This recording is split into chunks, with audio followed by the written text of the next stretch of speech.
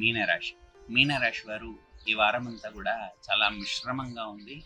మీరు ఏదైతే మాట్లాడతారో, మీరు పలకరించినా గూడా అది వాళ్ళను తిట్టినట్టుగా భావన చేసి, మీ పైన గొడవకు దిగే అవకాశం ఉంటుంది కాబట్టి, మీరు మాట్లాడేటప్పుడు చాలా ఆచితూచి వ్యవహరించండి.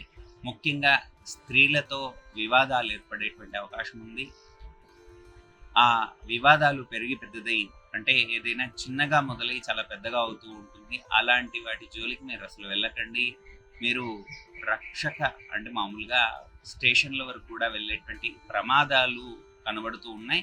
కాబట్టి 1కి 2 సార్లు మనకు అవసరమైన పని మనం చేయకపోతే తప్పదు, లేదా మనం మాట్లాడకపోతే తప్పదు అనేటువంటి వ్యవహారాల్లో మాత్రమే మీ యొక్క పాత్ర ఎంతవరకు ఉంటుందో అంతవరకు, ఎంతవరకు మాట్లాడాలో అంతవరకే మాట్లాడి దాన్నక్కడికి ముగించండి. తద్వారా మీ ఈ వారమంతా గూడా మీరు జాగ్రత్తగా ఉంటూ సక్రమమైనటువంటి మార్గంలో మీరు ఉండగలుగుతారు. శుభాలు పొందగలుగుతారు.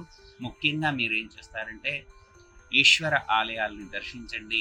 ఈశ్వరుడికి సంబంధించినటువంటి స్తోత్రాలు చేసుకోవడం, కాలభైరవ అష్టకాన్ని వినడం ఇలాంటివి చేస్తూ ఉండండి. వైష్ణవులు ఎవరైతే ఉంటారో, విష్ణు సంబంధీకులు ఎవరైతే ఉంటారో సుదర్శన కవచాన్ని చేసుకుంటూ ఉంటారు.